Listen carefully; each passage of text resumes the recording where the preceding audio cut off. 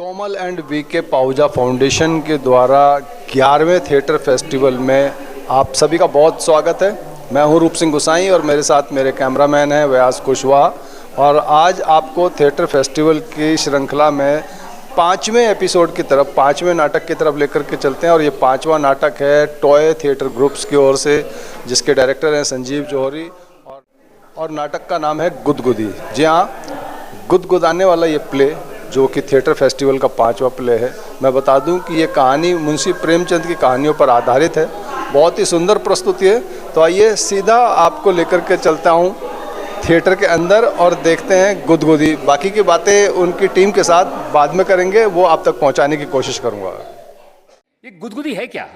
मुंशी प्रेमचंद की कहानियों को मिला के कुछ ऐसी कहानियां जिनको पढ़ने से हंसी आती है, मजाइया है, हंसी मजाक की थोड़ी सी गुदगुदी सी होती है, उन कहानियों को मिला के एक प्ले बनाया गया। उसका नाम है गुदगुदी। अंग्रेजी में पढ़े तो लगता है गुडगुडी।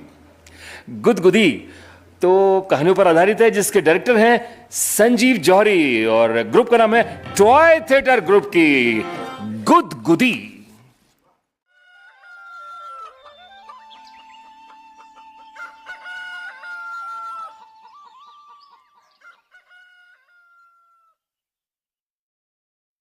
लेकिन हर बात पर पुरुषों से बराबरी।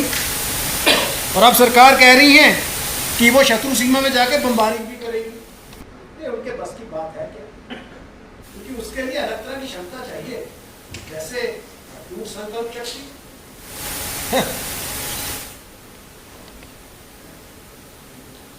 पहली कहानी खाना मेरा पान मंडे टू संडे। खाना मेरा पान मंडे टू संडे। मेरा पान मंडे टू संडे। खाना मेरा पान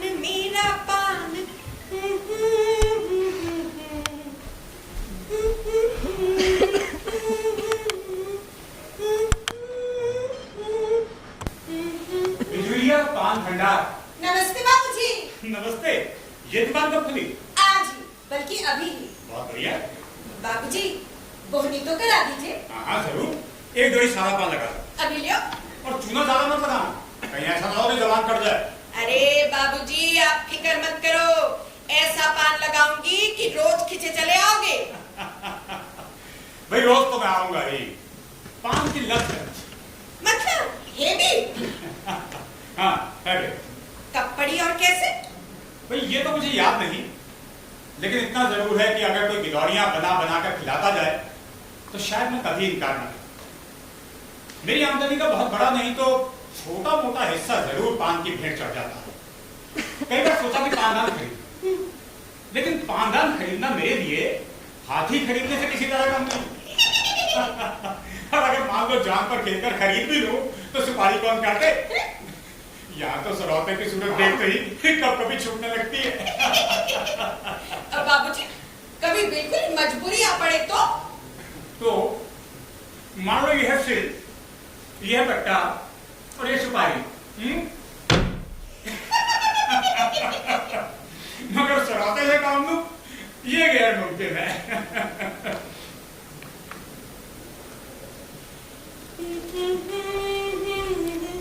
काम बढ़िया था।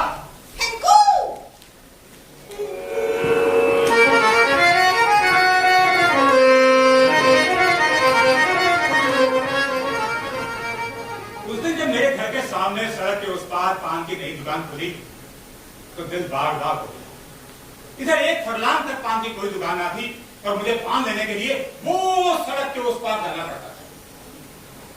वहां कई बार कई मिनट तक इंतजार करना पड़ता था। भाई चौराहा है, लोगों की भीड़ रहती है, ये इंतजार मुझे बहुत खलता था। घर के पास ही दुकान खुल गई तो सहूलियत हो गई। अब दिन में कई चक्कर इस दुकान के लगे। खैर 5-6 दिन बाद की बात है, मैं एक दिन सुबह तंबोलिन की दुकान पर पहुंचा।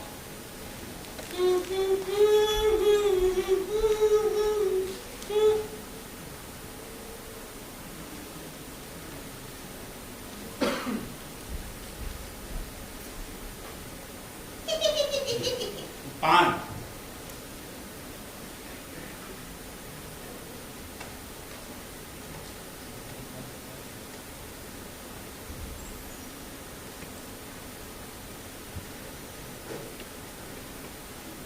अरे क्या धीरे धीरे हाथ चला रही हो?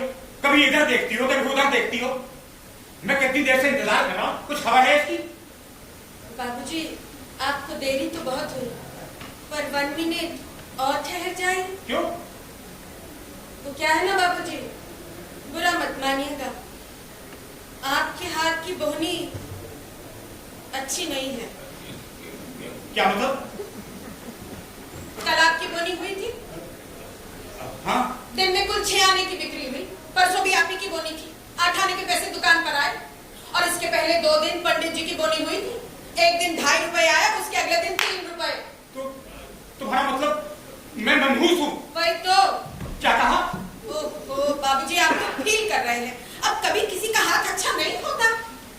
अब तुम पान लगाती हो या मैं जाऊं दूसरी दुकान पर? अरे नहीं बाबूजी, दे रही हूँ। कस्टमर का बोहनी के टाइम लौट जाना तो और भी बुरा होता है।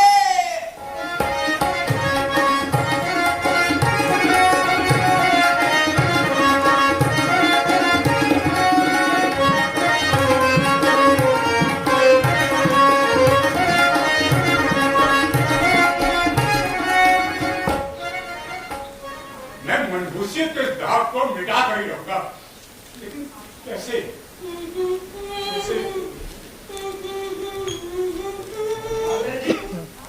अरे सुबह कैसे आप लोग?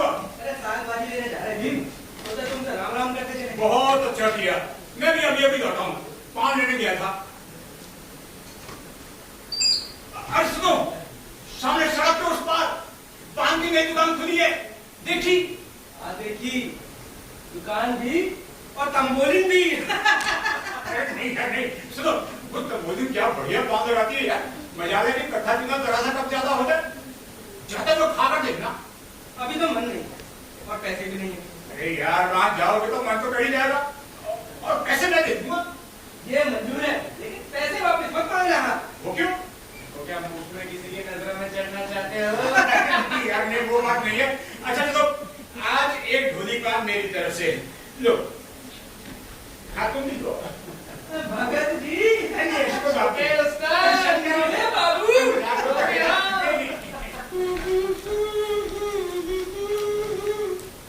नमस्ते बाबूजी। नमस्कार जी, मेरी भी नमस्ते। पान लगाऊं? हाँ लगा दीजिए, लेकिन थोड़ा चूना और कत्ता कम डालिएगा।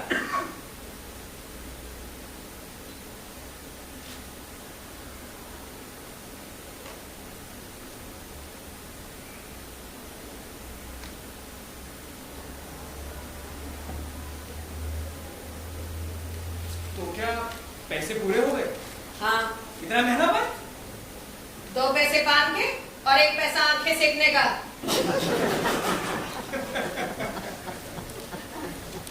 इसी तरह जो भी मुझसे मिलने आया, मैंने उससे तंबोलिन का बखान किया और अपनी जेब से पैसे दिए पान खरीदने के लिए।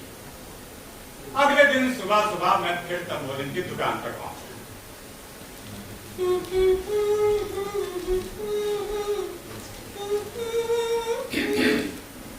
गुड मॉर्निंग बाबूजी।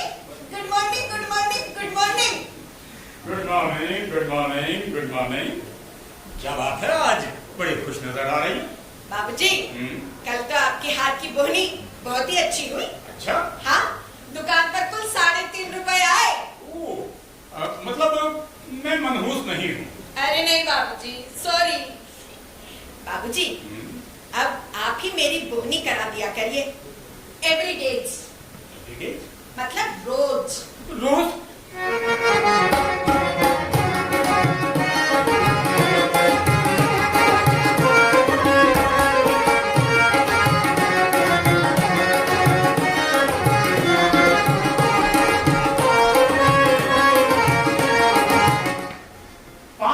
लगातार मैंने अपने दोस्तों से तंबोलिन की सिफारिशें की, उसकी स्तुति करी और अपनी जेब से पैसे खर्च करके सुरखरुई हासिल की। लेकिन इतने ही दिनों में मेरे खजाने में इतनी कमी होने लगी कि घटने लगी। इसलिए मैंने इरादा किया कि कुछ दिन तक सुबह सुबह उसकी दुकान से पाँव लेना ही छोड़।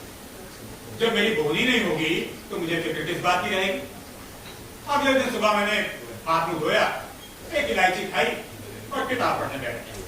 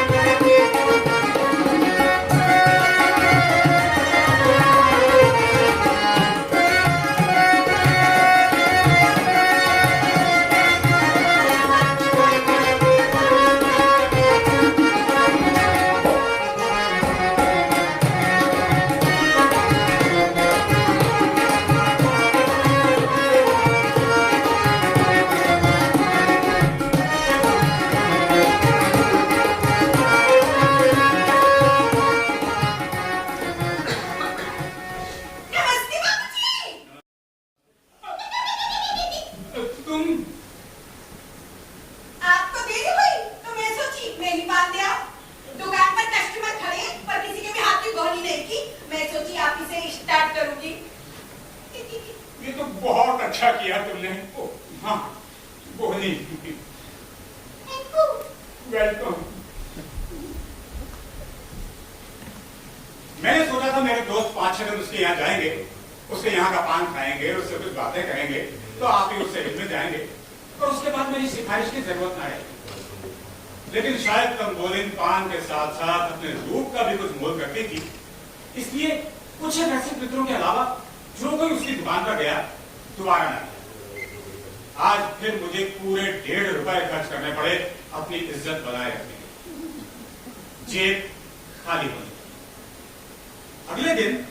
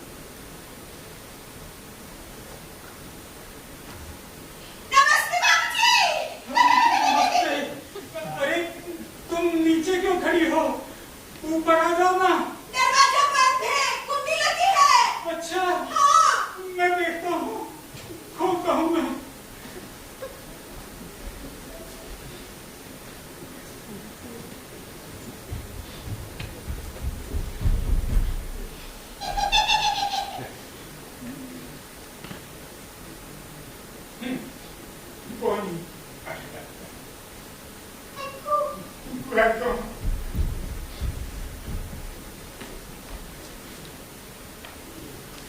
अब तो केवल एक ही उपाय रह गया है।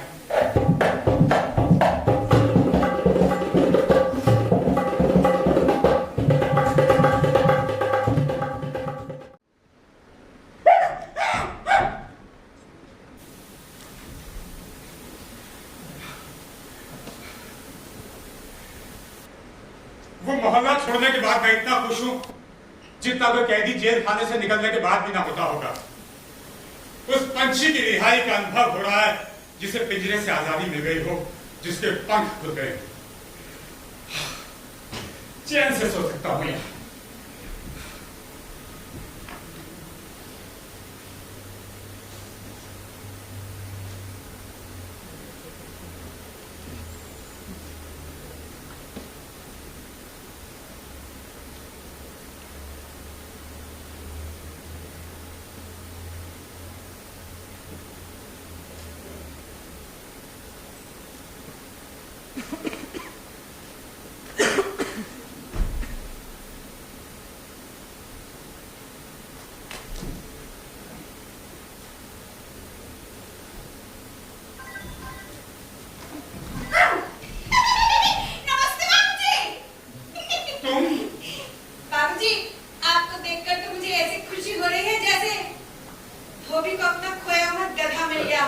क्या?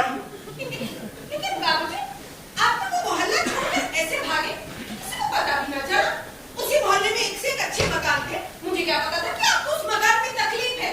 मेरी दुकान के पिछवाड़े में ये कितना आराम का मकान खाली पड़ा था, एक बार मुझे बताया तो होगा। वैसे आप इस मकान का कितना किराया देते हो? 20 रुपए। नहीं, मेरे तो मकान वाले 20 रुपए मांग रहा था। मैंने उसे कह दिया कि 10 रुपए से 1 टका ऊपर ना दूंगा, और जानती हो वो राजी हो गया सिर्फ 10 रुपए में। हाय दया, इस जरा से मकान के 10 रुपए। आप 8 ही दीजिएगा, और मेरा दिखाया मकान पसंद आए ना तो अगले दिन खाली कर दीजिएगा। संग में चाबी लेकर आई हूँ, अभी हाथ के हाथ दिखाई देती हूँ। अरे आज मैं कैसे जा सकता हूँ? आज ही तो यहाँ आया हूँ, पेश की किराया दे चुका हूँ मैं। 10 रुपए तो दिए। 10 रुपए आपके लिए कौन सी बड़ी बात है? जैसे समझ लीजिएगा कि आप ना गए तो मेरा तो बिजनेस ही ठप हो जाएगा। देखो, मेरा कुछ पता नहीं है कि मुझे कब यहाँ से भागना पड़ जाए और कब मेरा यहाँ से तबादला हो जाए। तो मैं यहाँ की रहोगी ना वहाँ की? अभी आप कहीं नहीं जाते है ना? नहीं, मैंने कहा ना मेरा कुछ पता नहीं है। हो सकता है मैं भी दफ्तर जाऊँ और वहाँ टेलीग्राम आया पड़ा हो कि मेरा तबादला हो गया है और मुझे आज ही भागना पड़ जाए। अच्छा, हाँ। तो फिर मैं यहीं आकर बोहनी करा लिया करूंगी एवरी डे। मतलब रोज। तुम इतनी दूर रोज आओगी बोहनी कराने के लिए? हाँ, चले आऊंगी। 2 मील दूरी तो है, मॉर्निंग वॉक भी हो जाएगी और बोहनी की बोहनी। चुड़ैल।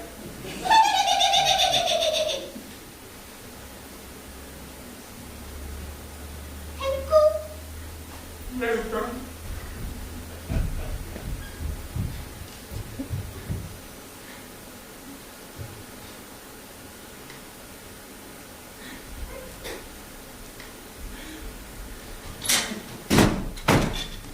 मेरी तो अकल कुछ काम नहीं करती कि इस मुसीबत से कैसे छुटकारा पाया जाए।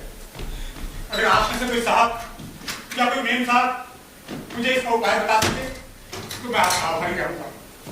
फिलहाल तो मैं ये शहर छोड़कर जा रहा हूँ, खुदा आप सबको भेज दूंगा।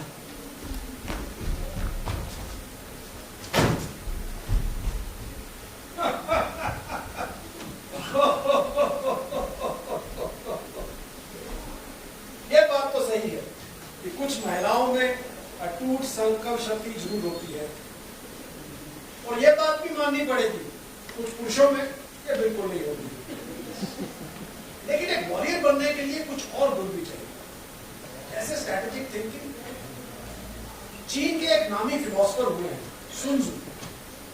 उन्होंने अपनी एक मशहूर किताब में लिखा है कि supreme art of war is to subdue your enemy without fighting. और बिना लड़े किसी जंग को जीतने के लिए चाहिए एक रणनीतिक सोच। मुंशी प्रेमचंद जी की दूसरी कहानी कुचक।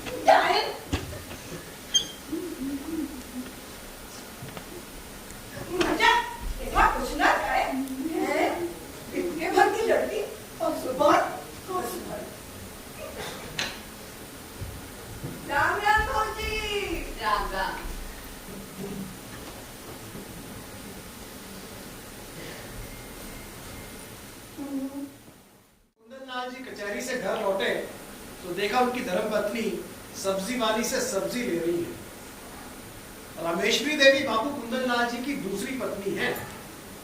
उनकी पहली पत्नी एक बार 2-4 दिनों के लिए अपने मायके गई तो फिर कभी ना होती।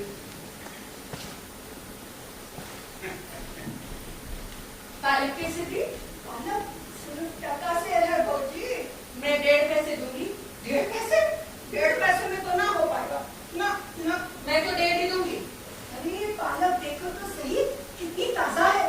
कहीं और ना मिलेगी। हाँ देनी है तो दे, नहीं तो मैं कहीं और से ही ले लूंगी। अच्छा धोनी का समय है ना, 1.5 पैसे ही दे दो। हे भगवान, ये तो तराजू भी ठीक नहीं है, पसंदा दिख रहा है और बात भी। अब तुम्हें मेरे तराजू में भी खोट दिखाई दे रहा है। बराबर तो है। ये मेरे बाट से तोल, अब मैं तुम्हारे बाट से तोलूं। अच्छा लो ये, अब खा देगी तो दे। ओ ये लो भौजी लो। ये क्या शेर तो सीधा घाटे में ही ले लोगी?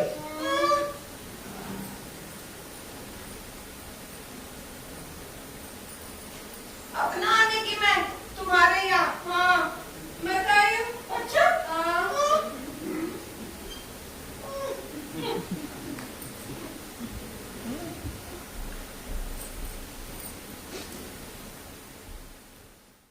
जरा से साग के लिए इतनी डांट करने से तुम्हारा सर नहीं दुखता? पर आप ही तो कहते हैं पैसे मुफ्त में नहीं आते। वो तो ठीक है, लेकिन समय का भी तो कुछ मूल्य होता है। बेचारी कुंजड़िन ने अपने दिल में कहा होगा पता नहीं कहाँ की गंवारिन है। सो तो आप ठीक कर रहे हैं, पर मैं क्या करूं? मुझसे ये नहीं होता कि पैसे की जगह ढेले का सौदा लेकर बैठ जाऊं। अरे कल तुमने मेहरी से घंटों सर मारा, परसों दूध वाले के साथ घंटों शास्त्रार्थ किया था। जिंदगी क्या इन्हीं बातों में खर्च करने को दी गई है? जिंदगी दी गई है कि कुछ सीखो, पढ़ो।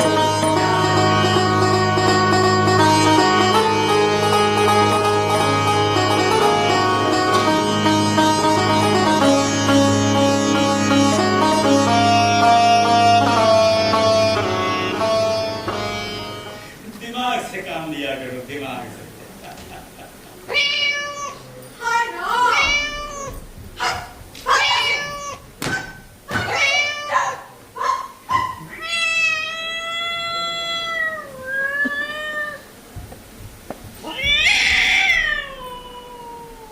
बिल्ली को इतनी जोर से मारा तुमने कि बेचारी 3 लुढ़कियां खा गई।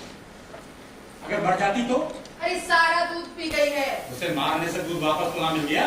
लो, अब कोई नुकसान करेगा तो क्रोध तो आएगा ही। ना आना चाहिए। आदमी और पशु में अंतर ही क्या है? यही ना कि आदमी के पास दया होती है, करुणा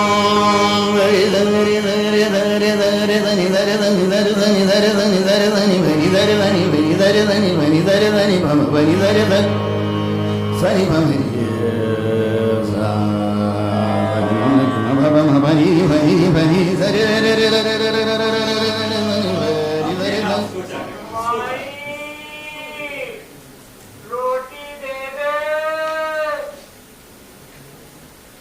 माई, रोटी दे दे माई। अरे आगे बढ़ो बाबा, आगे बढ़ो। रोटी दे दे, रोटी दे दे। तुमसे ना दी जाती हो तो मुझे दे दो, मैं ले आता हूँ। गरीब को यूं नहीं दुत्कारना चाहिए। अरे सारा दिन तो इनका तांता लगा रहता है, कोई कहाँ तक दौड़े? सारा देश लगता है भिखमंगों से भर गया। उसी देश में तुम भी रहती हो, ये मत भूलो। पर इतने भिखमंगे आ कहाँ से जाते हैं, मेरी तो समझ में ये नहीं आता। और ये लोग कुछ काम क्यों नहीं करते? कोई इतना नीच नहीं होता कि काम मिलने पर भी भीख मांगे। हाँ, अपाहिज हो तो बात अलग है। सरकार इनके लिए अनाथालय क्यों नहीं खुलवा देती? अनाथालय भी खुल जाएंगे, लेकिन कब? जब स्वराज्य आएगा। लेकिन स्वराज्य भी धर्म से ही आएगा। लाखों लोग इन निकम्मे भिखारियों को रोज दान देते हैं। इस धर्म से स्वराज्य आना होता तो कब का आ चुका होता। इसी धर्म का प्रसाद है कि हिंदू जाति अभी तक जीवित है, वरना कब की रसातल में पहुंच चुकी होती। रोम, यूनान, ईरान, इराक, सीरिया, न जाने कितनी सभ्यताओं का नामो निशान मिट गया। किंतु यह हिंदू जाति है जो अब तक क्रूरतम आघातों का सामना करती चली जा रही है। आप समझते होंगे कि हिंदू जाति जीवित है। मैं तो उसे दिन से मरा समझती हूँ जिस दिन से उसने अपने लिए समान अधिकारों की खातिर लड़ना छोड़ दिया। क्या वेद का विवाद करती हो? लजाती तो हो नहीं, ऊपर से बकबक किए जाती हो। ये मैं ये सोचती किससे बहस कर रही हो? मैं हिंदू जाति की बात कर रहा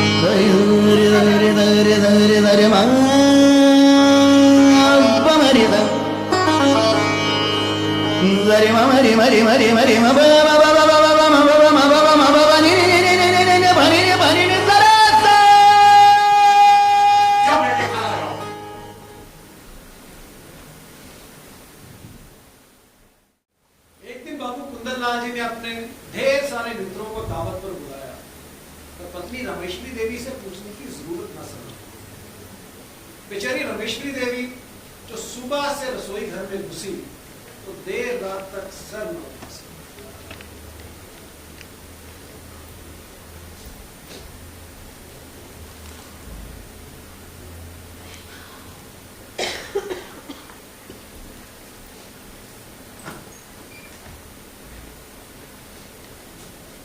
सब मेहमान चले गए? हाँ, चले गए। तो आप भी खाना खा लीजिए। क्या खा लूं? ये खाना है कि बैलों की सानी? पूड़ियां सब सेवा थी, आलू में कचाइयां आ रही थी, हलवा ठीक से भुना हुआ नहीं था, कचौड़ी में नमक ज्यादा था और शोरबा इतना पतला था जैसे कि चाय। जानती हो स्त्री का पहला धर्म क्या होता है? कामकाज में, घर के कामकाज में निपुण होना चाहिए।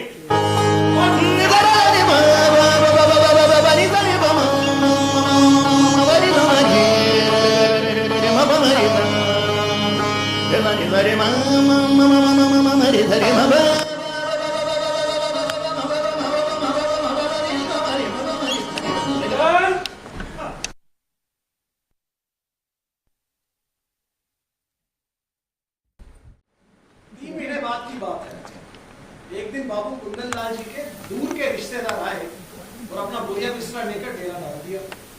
अब 1 सप्ताह से ऊपर हो गया है और वो जनाब टलने का नाम नहीं ले रहे।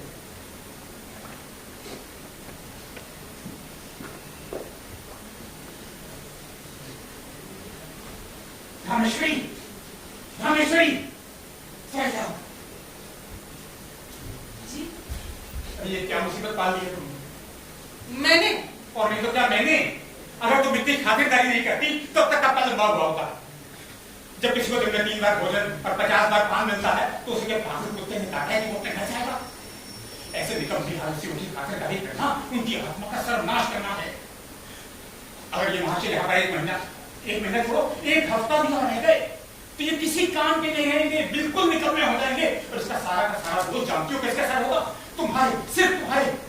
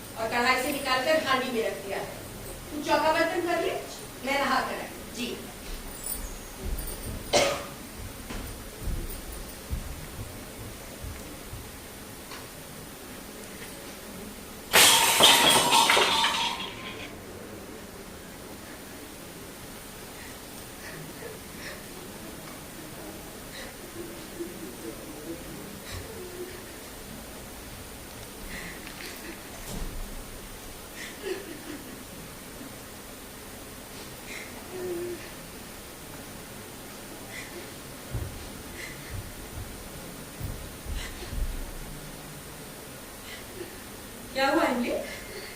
रो क्यों नहीं है? क्या हुआ? फूटेगी भी?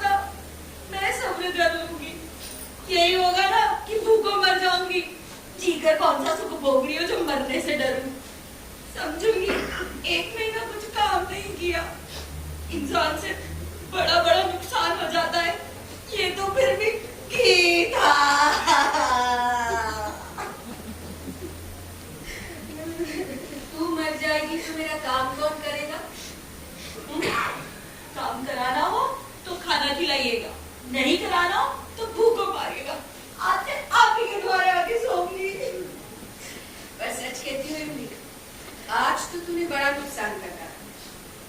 मैं तो आज आप बहुत पछता रही हूँ सरकार। चल कोई बात नहीं, जा मटकी के टूटे टुकड़े बाहर फेंक दे, गोबर से चौका लीप दे और फिर बाद में बाजार से जाके घी भी लेती आ। जी।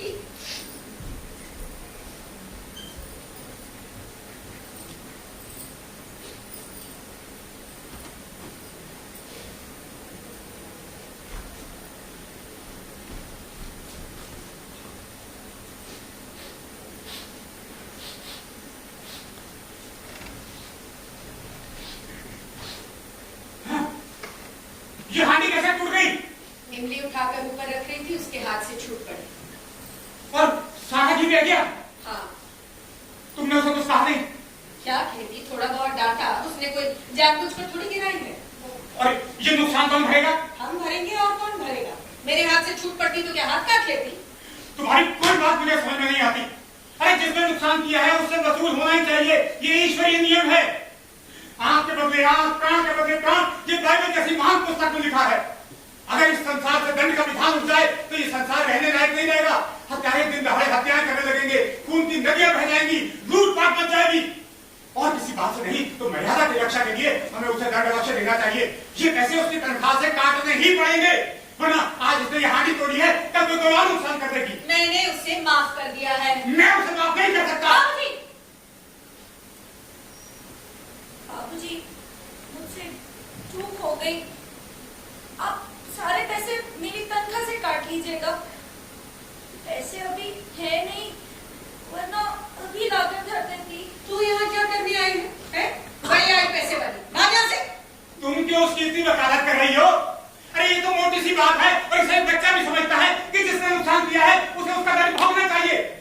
क्यों नहीं इसने हांडी को ठीक से उठाया? क्यों इसने जल्दबाजी की? क्यों इसने तुम्हें बुलाकर मदद नहीं ले ली? ये सारा का सारा कसूर इसका है। मैं क्यों नुकसान उठाऊं? पूरे 5 रुपए का नुकसान जब कसूर इसका है तो इसी को भुगतना पड़ेगा।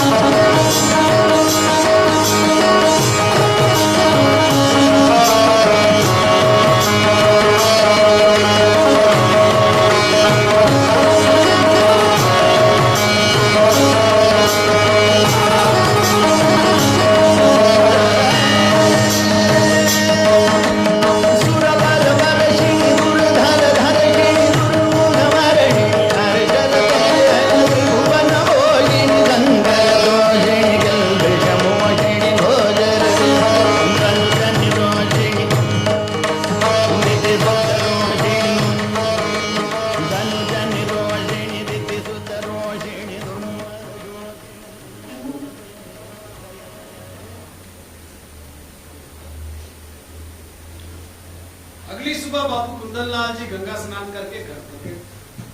हर हर गंगे, हर हर गंगे, हर हर गंगे, हर हर गंगे, हर हर गंगे, हर हर गंगे, हर हर गंगे, हर हर गंगे।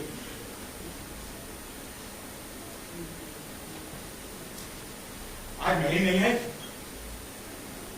नहीं। तो फिर? जो आप कहें। ये तो बड़ी मुश्किल हो गई। हाँ हो तो गई। अरे तो पड़ोस वाली नहीं को क्यों ना बुला लिया? किसके हुक्म से बुला दो? बुला लेती हूँ। अब बुलाओगी? अरे 9 बज रहे हैं, नाश्ता कब बनेगा? इतना तो तुम्हें अपनी अकल से काम लेना चाहिए कि अपनी मेहरी नहीं है तो पड़ोस वाली को बुला लो। पर अगर उस वक्त सरकार पूछते कि दूसरी मेहरी क्यों बुलाए, तो मैं क्या जवाब देती? मैंने अपनी अक्ल से काम लेना छोड़ दिया है, अब केवल आप ही की अक्ल से काम लूंगी।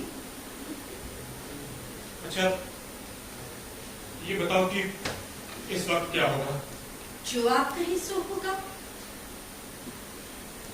मैं कुछ नहीं कहूंगा, तुम्हारा जो जी चाहे तुम वो करो, समझ में आ गया? मेरा जी कुछ ना चाहेगा और मैं कुछ ना करूंगी।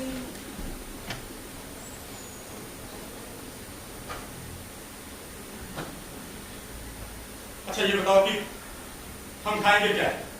जो आप कहें। अब ये भी मैं बताऊंगी क्या खाएंगे? हैं? ये तुम्हें तय करना है या मुझे तय करना है? अच्छा ऐसा करो, तो पैसे दो, मैं बाजार से पूड़ियां लेकर आता हूँ। जी।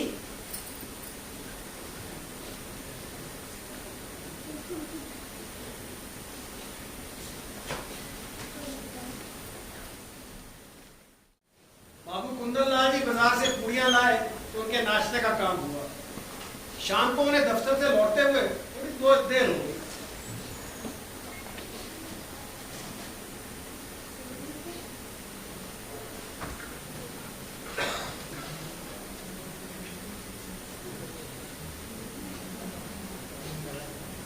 नहीं आई? हाँ। अरे तो पड़ोस वाली को क्यों ना बुला लिया? मैंने कहा तो था। बुलाया था, 5 रुपए मांग रही थी। अरे तो 1 ही रुपया ज्यादा तो था, क्यों ना रख दिया? और अगर उस वक्त सरकार पूछती कि मैंने 1 रुपया ज्यादा क्यों दे दिया, खर्च की किफायत को लेकर उपदेश दिया जाने लगता तो? बिल्कुल मूर्ख हो तुम। बिल्कुल। अच्छा तो क्या इस वक्त भी खाना नहीं बनेगा? मजबूरी है। देखो तुम्हें पता है कि पूरियां मुझे रुचती नहीं है, बार बार नहीं खा सकता, दस्त लग जाते हैं मुझे। हाँ पता है। मैं ही जाता हूँ कि मैं ही ढूंढ कर लाता हूँ। बेहतर है।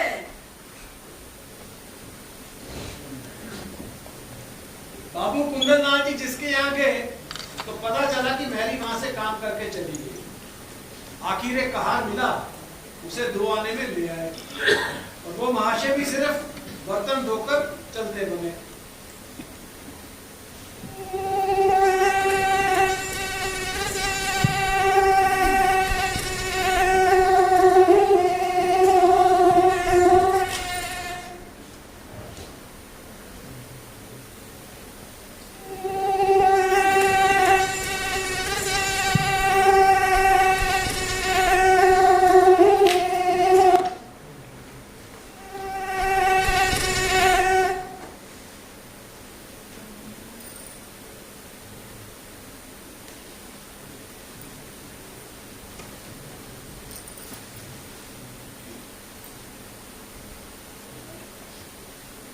खाना क्या बनेगा? जो आपका हिस्सा बनेगा। रोटी तरकारी बना दो, या इसमें भी कोई आपत्ति है? तरकारी घर में नहीं है। अरे पूरा दिन घर में बैठी रही, मच्छर मारती रही, तुमसे तरकारी लेकर बनी, अब इतनी रात में तरकारी कहां से मिलेगी? मुझे तरकारी ले रखने का हुक्म ना मिला था ना, मैं ढीला पैसा ज्यादा दे देती तो? समझ गया, मैं समझ गया तुम क्या चाहती हो। यही ना कि मैं तुम्हारे मामले में, इस घर के मामले में कभी कुछ ना बोला करूं। आप ना बोलेंगे तो और कौन बोलेगा? मैं तो केवल आपकी हुक्म की ताबेदार हूँ। बाबू कुंदनलाल जी की वो रात तो सिर्फ दाल रोटी पर ही कटी। पिया तो मानत नाही, मानत नाही, मानत नाही, पिया तो मानत नाही रे हो, पिया तो मानत नाही, पिया मानत नाही रे, मानत नाही रे, पिया मानत, पिया तो अपमानत नाहि। रामेश्वरी, रामेश्वरी,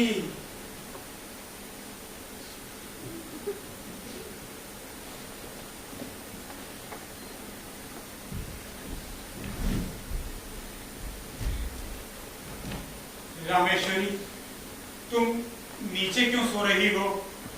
ऊपर पलंग पर आ जाओ ना। रामेश्वरी, कितना सोती हो तुम?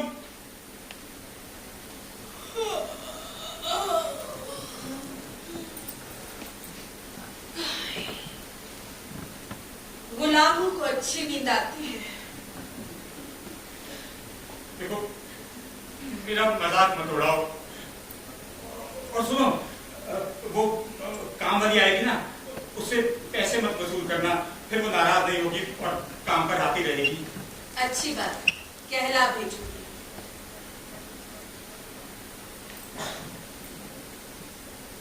क्या ढूंढ रही हो?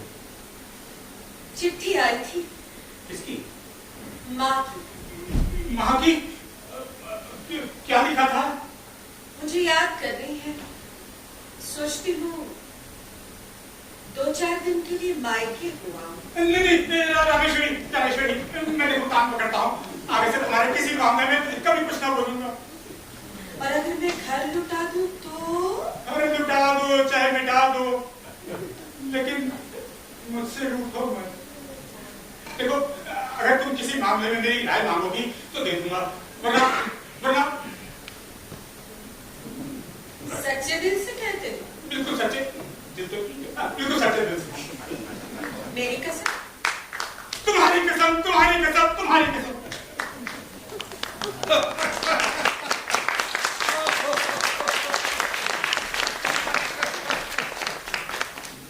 वाह मुंशी जी वाह, अब तो मानना ही पड़ेगा।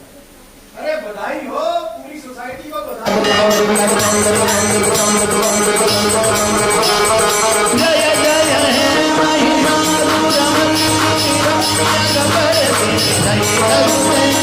जय जय हे महिमा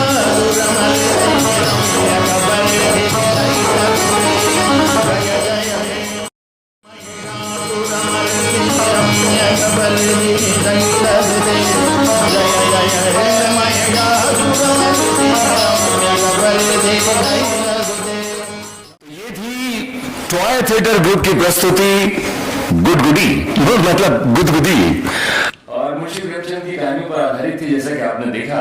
डायरेक्टर थे संजीव जौहरी। और अब मैं मंच पर बुलाऊंगा, हमारे बीच में मौजूद हैं वरिष्ठ पत्रकार श्री अशोक श्रीवास्तव जी। कृपया आए, मंच पर आए और हमारे कलाकारों का अभिनंदन करें। जोरदार तालियां बजाइए। दिल्ली वाले इतने कंजूस नहीं होते ताली बजाने में जितने आप लोग हैं, बजाइए। और मैं साथ ही बुलाऊंगा कार्डियोलॉजिस्ट एचओडी हैं डॉक्टर पंकज भार्गव। आपसे निवेदन है कृपया मंच पर आए।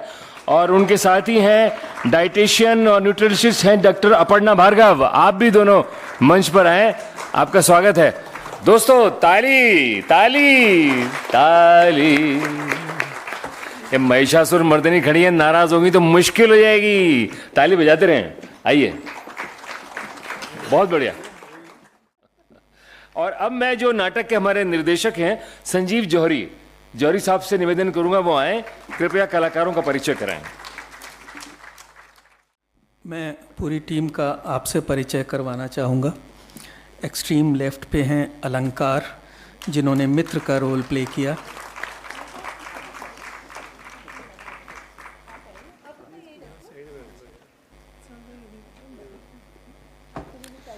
अलंकार ने रामचरण के मित्र का रोल अदा किया।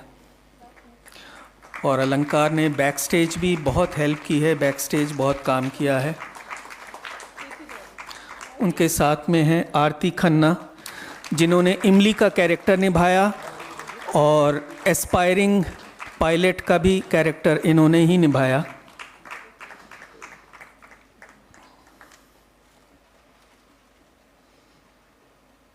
उनके साथ हैं रेखा जौहरी, जिन्होंने 2 पात्र निभाए, एक तो बिजुरिया और दूसरा रामेश्वरी।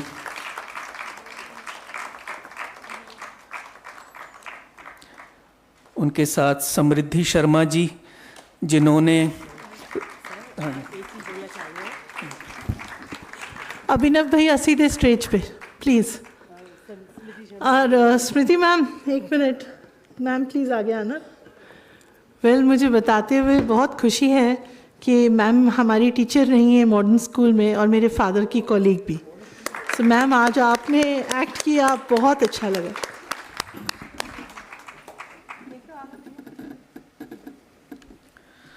समृद्धि जी ने रामवती का कैरेक्टर प्ले किया था। उनके साथ हैं राज रैना, जिन्होंने सूत्रधार का कैरेक्टर प्ले किया, रामचरण के मित्र का कैरेक्टर प्ले किया।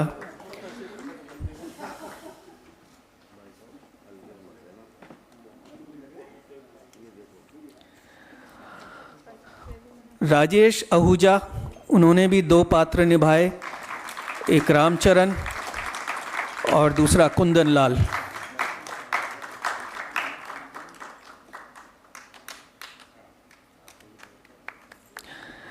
अनुज कुमार, जिन्होंने 2 पात्र निभाए, रामचरण के मित्र और कुंदन लाल के संबंधी। अनुज ने भी बैक स्टेज बहुत हेल्प की है, आप उन्हें मैनेजर समझ सकते हैं, बैक स्टेज मैनेजर। सुचेता होता, जिन्होंने लाइट्स को डिज़ाइन किया और एग्जीक्यूट किया।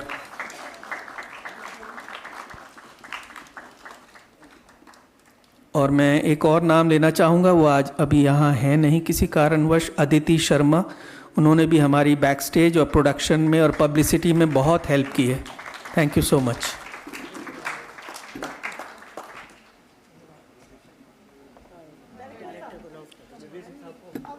अब गुदगुदी के डायरेक्टर संजीव जौहरी।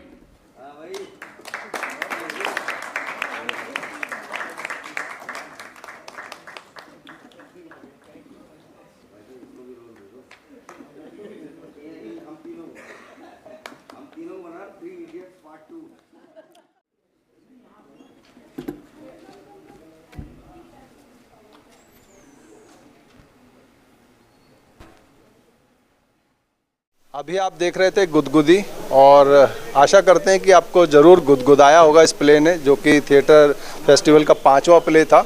और टॉयज थिएटर ग्रुप की ये टीम खड़ी है जी। सभी आपने देखे होंगे मंच पर किरदार करते हुए, और मुख्य भूमिका में मैडम थी। नमस्कार, बहुत स्वागत है। आपका शुभ नाम?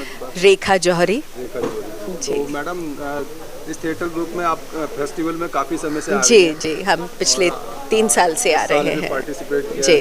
तो कुछ बताएं फेस्टिवल को लेकर के कैसा लगता है? देखिए, मैं तो अभी कुछ देर पहले ही बोल रही थी कि हम अपने आप को बहुत सौभाग्यशाली मानते हैं कि सुप्रिया जी और मीनाक्षी जी इतना बड़ा हमें प्लेटफॉर्म देते हैं, क्योंकि आजकल थिएटर करना इतने बड़े हॉल में कोई आसान बात नहीं है एक किसी भी थिएटर ग्रुप के लिए।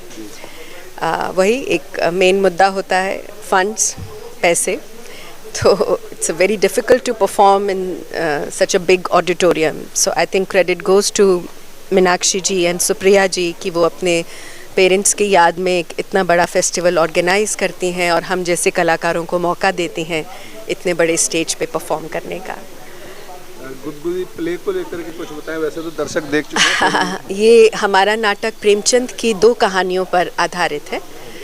पहली बोहनी और दूसरी खुचड़, और दोनों ही कॉमेडी हैं। हाँ, दोनों को मिला के एक तीसरा प्लॉट क्रिएट किया दोनों कहानियों को बुनने के लिए, और इसका हमने नाम रखा गुदगुदी।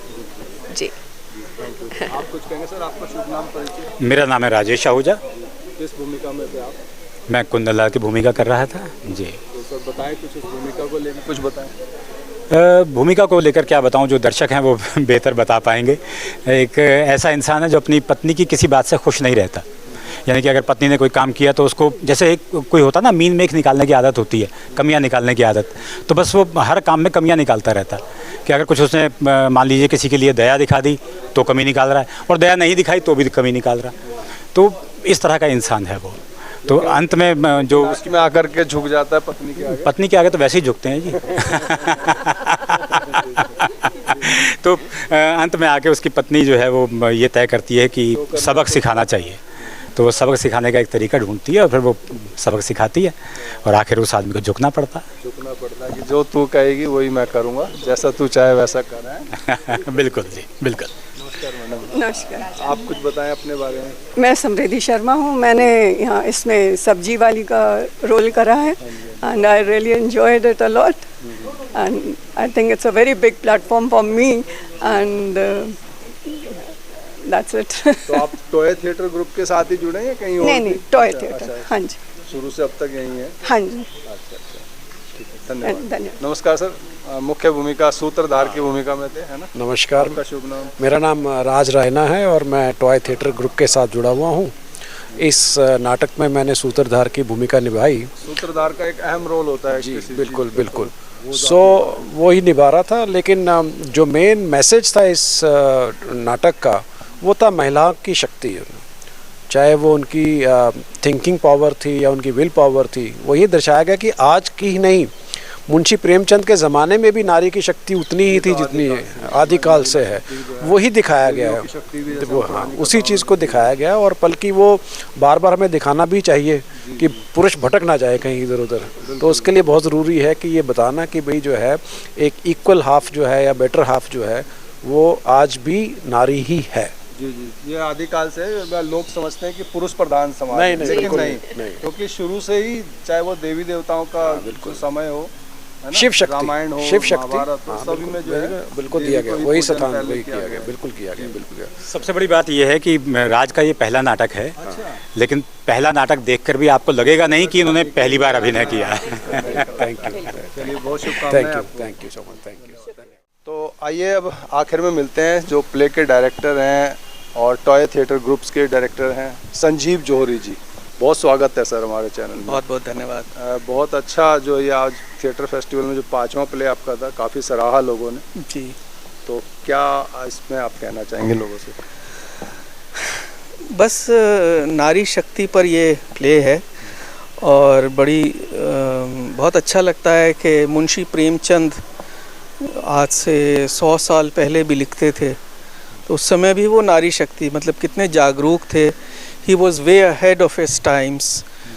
He was a visionary and such a great writer. और उन्होंने उस समय भी नारी शक्ति, आज तो हम नारी शक्ति के बारे में बात करते हैं, लेकिन उस समय जब नारियों को ऐसी अपॉर्चुनिटीज़ नहीं थी जैसी आज हैं, तब भी वो ऐसी कहानियाँ उन्होंने लिखी। और कुछ कहानियाँ जैसे ये जो हमने कहानियाँ चुनी हैं, ये तो इतने फ़नी तरीके से लिखी, क्योंकि आमतौर से जो हम मुंशी प्रेमचंद की कहानियाँ पढ़ते हैं गंभीर होती हैं, वो गंभीर होती हैं, काफ़ी उनके विषय भी गंभीर होते हैं उनका। लेकिन ये कहानियाँ वो हैं, और इसी कारण से मैंने इन्हें चुना कि इनका विषय तो बहुत गंभीर है, लेकिन इनकी प्रस्तुति जो है वो बहुत हल्की फुल्की और कॉमिक है, ताकि लोगों की कनेक्टिविटी। हाँ। तो प्रेमचंद का ये कॉमेडी वाला जो रूप है उसके बारे में बहुत लोग नहीं जानते हैं, और स्टोरीज़ बहुत प्यारी थी, इसीलिए मैंने इनको चुना ड्रामेटाइज़ करने के लिए। और एक और ख़ुशी मुझे इस बात की है कि जितने भी लोगों ने ये नाटक देखा है, भले ही वो प्रेमचंद से बहुत इम्प्रेस्ड हो और उन्होंने खूब पढ़ा हो प्रेमचंद को, फिर भी ये कहानियाँ उनके लिए नई थी। नयापन दिखेगा कुछ नहीं, ये कहानियाँ उन्होंने सुनी भी नहीं। अच्छा। उन्होंने फिर जाके सर्च किया, तब जाके उन्हें पता चला कि हाँ, ये मुंशी प्रेमचंद की कहानियाँ हैं। तो इस बात की भी मुझे खुशी है कि हमने ऐसी कहानियाँ ड्रामेटाइज की जो लोग उनसे फेमिलियर नहीं थे।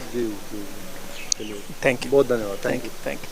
तो इसी के साथ मैं रूप सिंह गोसाई अपने कैमरामैन व्यास कुशवाहा के साथ आप सभी से अनुमति चाहता हूं, और ये गुदगुदी जो प्ले है आपको कितना गुदगुदाने में कामयाब रहा, अपने सुझाव और विचार हमारे साथ जरूर साझा कीजिएगा। नमस्कार, धन्यवाद, जय हिंद, जय भारत।